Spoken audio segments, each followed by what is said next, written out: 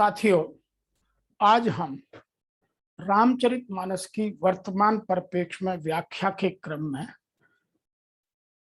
12वां भाग बना रहे हैं और मेरे एक YouTube के दर्शक ने मुझसे प्रश्न किया है कि वर्तमान में पत्रकारिता को देखते हुए आप हमें यह समझाने का प्रयास करें कि रामचरितमानस में पत्रकारिता के पात्र का किससे वर्णन किया जा सकता है और वह पात्र अपने आप में पत्रकारिता के संपूर्ण गुणों को समावेश किए हुए हो। तो यह बड़ी खुशी की बात है कि लोगों ने मेरे इस चैनल के माध्यम से अपने प्रश्न मुझे भेजना शुरू कर दिए हैं और उसी क्रम में हम खोज खोज कर आपको उत्तर पहुंचाने का प्रयास कर रहे हैं। तो आज आपको इस प्रश्न का उत्तर देते हैं कि रामचरितमानस में पत्रकारिता। रामचरितमानस में प्रभु हनुमान जी का जो चरित्र है वह पत्रकारिता के लिए बहुत महत्वपूर्ण चरित्र है। उन्होंने पत्रकारिता के गुणों का जगह जगह वर्णन किया है। कुछ उदाहरणों के साथ हम समझेंगे और यह हम सबको दिखाने की कोशिश की है कि एक पत्रकार में क्या क्या अच्छे गुण होने चाहिए। वह राष्ट्रहित के लिए, समाज हित के लिए स्वयं से प्रश्न कैसे बनाकर, सामने वाले से पूछकर, उसकी गहराई में जाकर, विषय की गहराई को समझते हुए, वर्तमान की परिस्थितियों का आकलन ठीक से करते हुए समाज को उत्तर देने का प्रयास करें।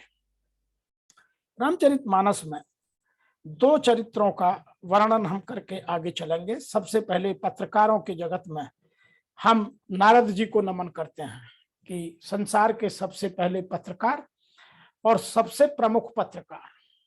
नारद जी से बड़ा आज तक ना कोई पत्रकार हुआ है, ना है और ना आगे होगा। नंबर 2 पर आते हैं हनुमान जी।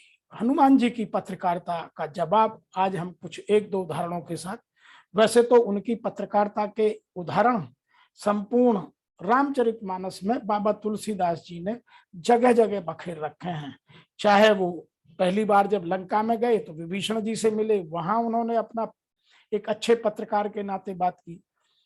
जब माता सीता को मिले तो एक अच्छे नाते के साथ बात की। जब रावण के महल में गए, रावण के सामने पहली बार गए तो एक अच्छी पत्रकारिता का परिचय दिया।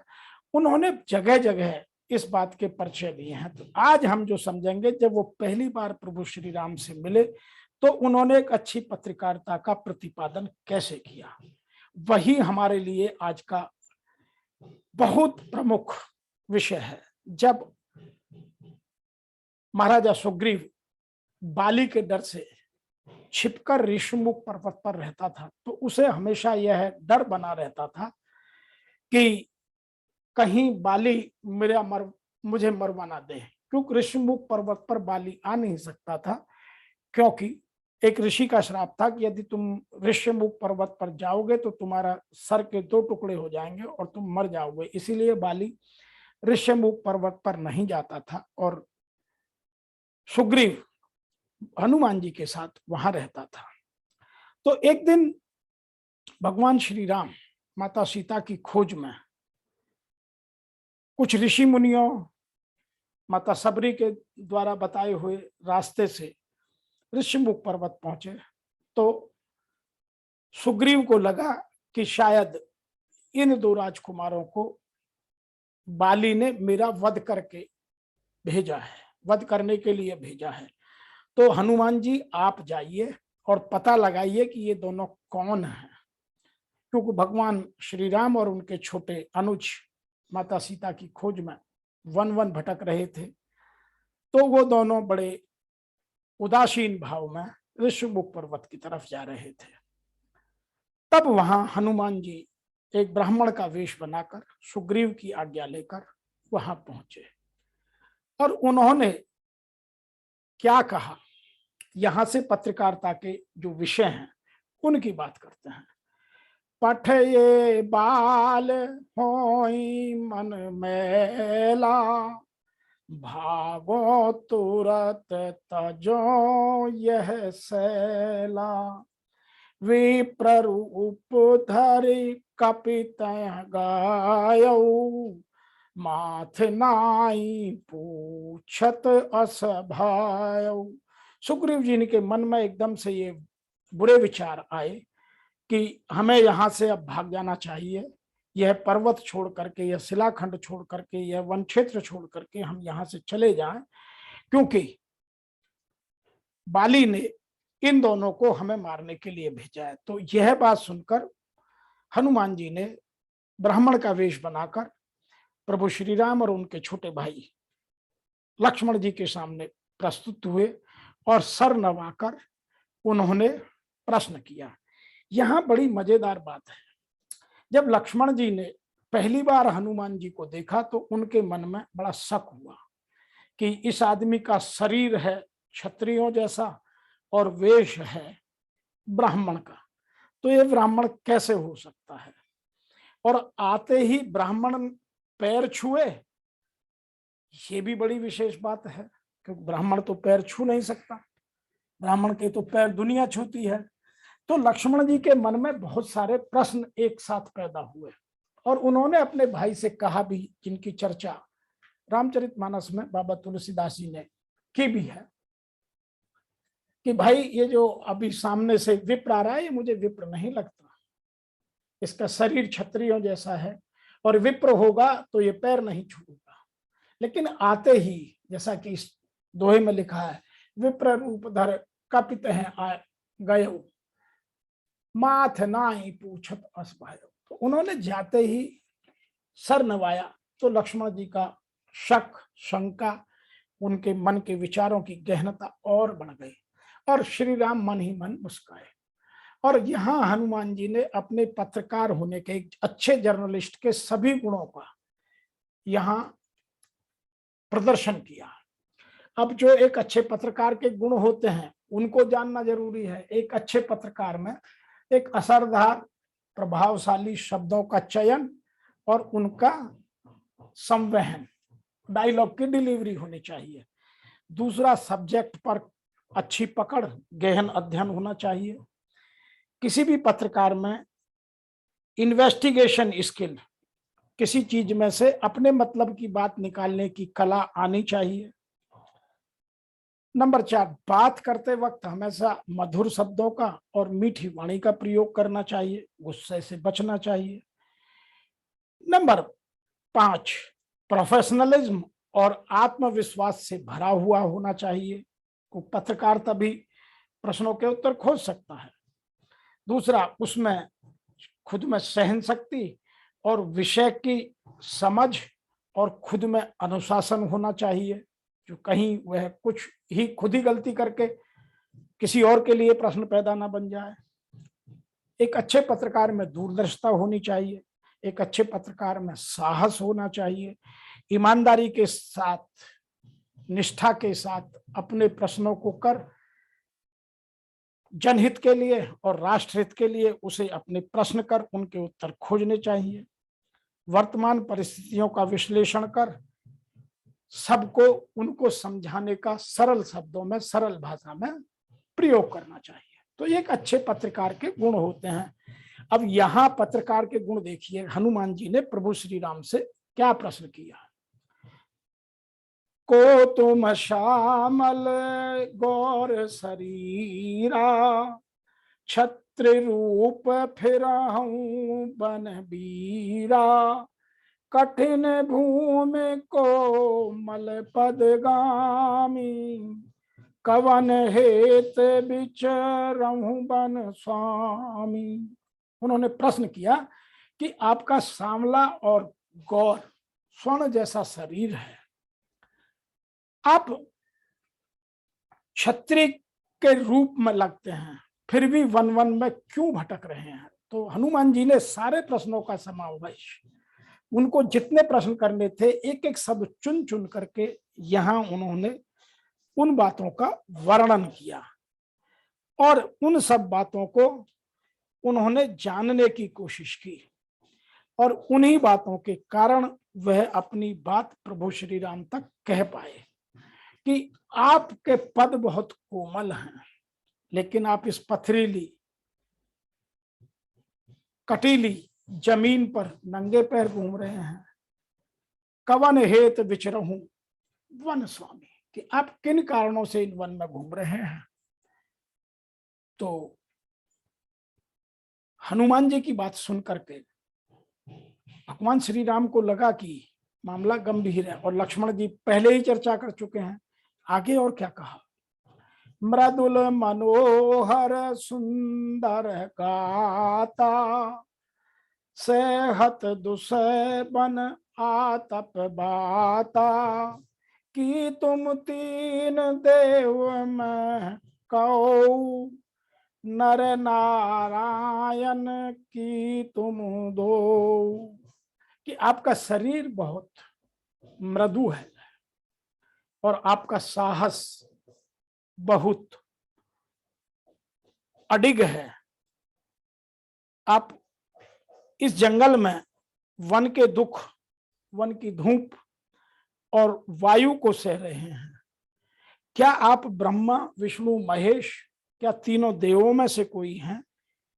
और यदि आप ये तीनों नहीं तो क्या आप नर और नारायण हैं? तो उन्होंने यह सब प्रश्न जब किए तो रामचंद्र जी को लगा कि इनके सब प्रश्नों का उत्तर, क्योंकि वो तो प्रभु श्री राम है। पत्रकारिता की यही खूबी होती है कि पत्रकारिता में सामने वालों से कम शब्दों में स्पष्ट तरीके से अपनी बात कही जाए। तो हनुमान जी ने अपने सारे प्रश्न एक साथ कह डाले और एक प्रश्न और किया जो सबसे प्रमुख था, जो उनके मन की शंकाओं का समाधान कर सकता था। जग कारण तारन भव भंजन धरनी भार, कि तुम अखुल भवन पति लीन मनुज अवतार, कि आप यदि नर और नारायण भी नहीं हैं, आप विष्णु ब्रह्मा और महेश भी नहीं हैं, तो फिर आप क्या जगत के मूल कारण और संपूर्ण लोकों के स्वामी स्वयं भगवान हैं, जिन्होंने लोगों को भवसागर से पार उतारने के लिए या इस पृथ्वी पर जो पाप का भार बढ़ गया है उसको नष्ट करने के लिए मनुष्य रूप में अवतार लिया है। तो इतनी गंभीरता की बातें सुनकर लक्ष्मण जी के कान खड़े हो गए और श्री राम जी ने जो उत्तर दिया है वह अति गंभीर है और एक अच्छे नेतृत्वकर्ता का उत्तर देने का क्या तरीका होना चाहिए। आज जो हम टीवी पर फालतू की चक चक बक बक देखते रहते हैं, वह यहाँ समझने की बात है कि एक अच्छे पत्रकार के नाते हनुमान जी ने क्या प्रश्न किए और एक अच्छे लीडर के नाते भगवान श्री राम ने उनको क्या उत्तर दिया। उनके एक एक प्रश्न का उत्तर दिया, जितने प्रश्न उन्होंने किए उतने हर प्रश्न का उत्तर किया। क्या कहा, कौशलेश दशरथ के जाए, हम उपतु बचन मान बन आए, नाम राम लक्ष्मण दो भाई, संग नार सुकुमार सुहाई, यहाँ हरि निश्चर वैदेही, वे प्रफिरैं हम खोजत ते ही, आपन चरित कहा हम गाई, कहू वे प्रणिज कथा बुझाई। तो प्रभु श्री राम ने बहुत सरल संक्षिप्त में उसके सारे प्रश्नों का एक अच्छे नेतृत्वकर्ता के नाते, एक अच्छे लीडर के नाते उत्तर दिया। क्या कहा कि हम कौशलेश, जो अयोध्या के राजा हैं, दशरथ के हम, हमारी माता का नाम कौशल्या है, पिता का नाम दशरथ है, और हम पिता के वचन के कारण, उन्होंने एक बात नहीं छुपाई। आज जो टीवी पर लोग झूठ बोलते हैं, प्रश्न कुछ किया जाता है, उत्तर कुछ दिया जाता है और हम कुछ और देखते रहते हैं। यहाँ पत्रकारिता को समझना हम लोगों के लिए बहुत आवश्यक है। तो उन्होंने कहा कि हम पिता के वचन के कारण, उनका मान रखने के कारण वन में आए हैं। मेरा नाम राम है और ये मेरा छोटा भाई लक्ष्मण है। हमारे साथ हमारी पत्नी भी थी, जिसका राक्षसों ने हरण कर लिया है। और हे ब्राह्मण देवता, हम उन्हीं को खोजते हुए जंगल में घूम रहे हैं। हमने अपना पूरा परिचय दिया, अब आप अपना परिचय दीजिए। आपन चरित कहा हम गाई, कहू विप्र निज कथा बुझाई। कि अब आप अपना उत्तर दीजिए। तो हनुमान जी ने आज्ञा का, हनुमान जी की बात समझ में आ गई। हनुमान जी समझ गए कि मेरे प्रभु श्री राम हैं, और उन्होंने आगे कहा, प्रभु पहचान परऊ गई चरना, सो सुख उमा जाए नहीं बरना। यहाँ हमारे प्रभु शिव माता पार्वती को कहते हैं कि हनुमान जी ने जब राम को पहचान लिया तो वो उनके तुरंत पैरों में गिर गए। और उमा इसका बखान, माता पार्वती का नाम एक उमा भी है, कि इस वर्णन का बखान नहीं किया जा सकता।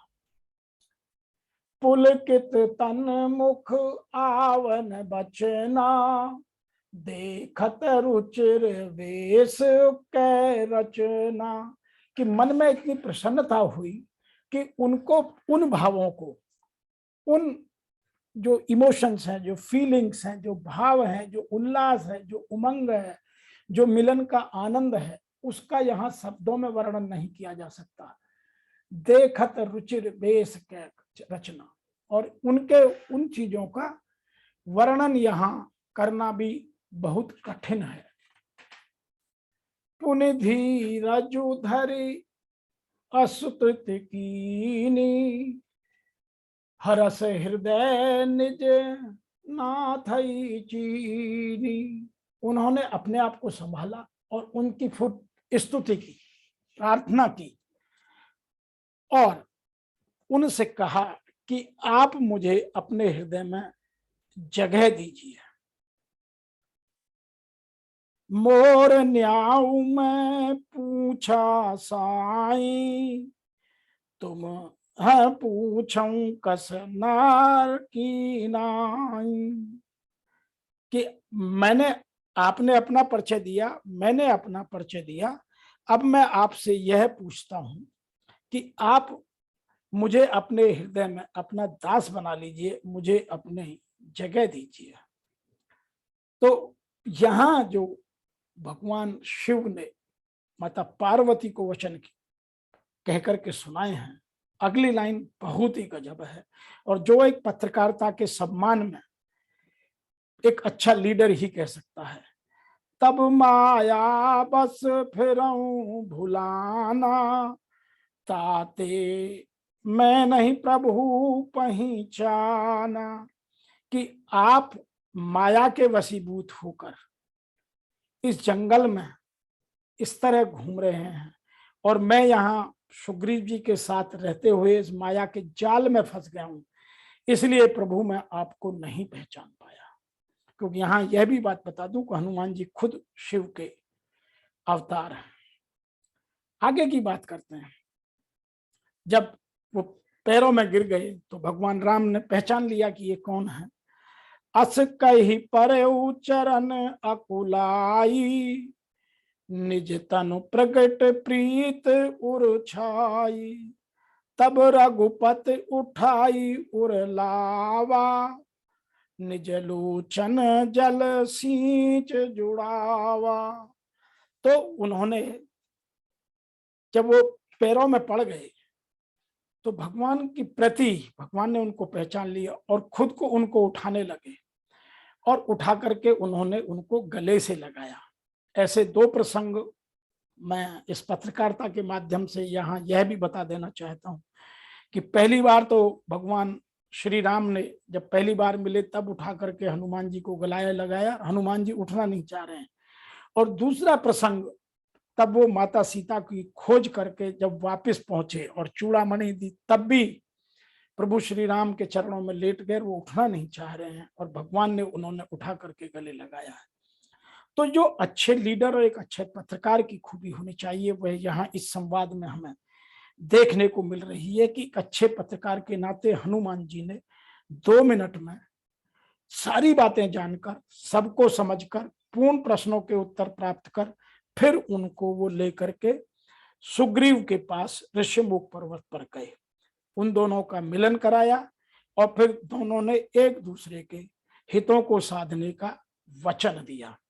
पहले प्रभु श्री राम ने सुग्रीव की पत्नी को बाली को मृत्यु के घाट उतारकर उनसे वापस दिलाया और फिर रावण के साथ सुग्रीव जी को लेकर युद्ध किया और फिर अपनी पत्नी को वापस लाए। तो जो अच्छी पत्रकारिता के गुण है वह हमें यहाँ देखने को मिलते हैं। और पत्रकारिता में जब तक इन सब गुणों का समावेश नहीं होगा जो यहाँ प्रभु श्री राम और हनुमान जी के बीच हमें देखने को मिलता है, तो हमारा राष्ट्र या किसी भी समाज का हित नहीं सधेगा। आज जो वर्तमान में हम खामियां पत्रकारिता में देखते जा रहे हैं, उसके कारण यह है कि अब पत्रकारिता न रह करके व्यापार जगत में व्यापार बन गई है। आज जो पत्रकारिता के नाम पर लोग बैठे हैं वो सब या तो जॉब में हैं या पत्रकारिता के नाम पर व्यापार कर रहे हैं, और व्यापार में इथिक्स बचती नहीं है, दिखाई जाती है। व्यापार में यदि पैसा कमाना है तो फिर आप सत्य बोल नहीं सकते। सामने वाले को खुश रखने के लिए जिससे पैसा आना है उसको मीठा बोलना जरूरी है। तो हनुमान जी जैसी पत्रकारिता यदि आज हम देख रहे हैं तो गिने चुने चैनलों में, गिने चुने लोगों में दिखाई देती है। यदि मैं कहूं कि आज 99% जो हमारे पत्रकार हैं या जो पत्रकारिता में लगे लोग हैं वह हनुमान जी की पत्रकारिता को नहीं समझते हैं। मुश्किल से 1% लोग समझकर इस राष्ट्र का और इस समाज के हित करने पर तुले हुए हैं। मैं यहाँ फिर कह दूं कि आज के इस प्रकरण में बाबा तुलसीदास जी ने जो पत्रकारिता के सारे गुण हैं उनका समावेश करने की कोशिश की है।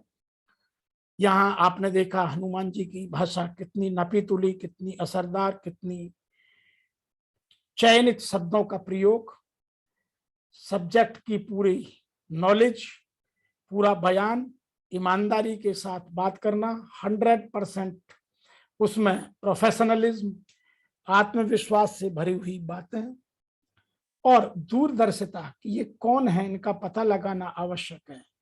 साहस तो हनुमान जी का कोई बराबरी कर ही नहीं सकता। और जो निष्ठा के साथ अपने स्वामी सुग्रीव के प्रति सोच है, राष्ट्र के प्रति सोच है, समाज के उत्थान के प्रति सोच है, उन सब का वर्णन। इसी के साथ साथ जो दूसरे अच्छे वक्ता हैं, जो लीडर हैं, उनका समर्थन यहाँ भगवान श्री राम की भाषा से हो सकता है कि उन्होंने अपनी एक ही लाइन में सीधे सीधे हर बात का उत्तर दिया। आज की जैसी पत्रकारिता ना हनुमान जी ने की है और ना आज के जैसे लीडरों का व्यवहार जो हम देखने को मिलता है ना प्रभु श्री राम ने किया है। अतः दोनों को ही पत्रकारिता के मूल भावों को समझते हुए इस देश का निर्माण और बेहतर करने के लिए दोनों को ही इस वीडियो को देखना, समझना और इन गुणों का विकास करना अति आवश्यक है।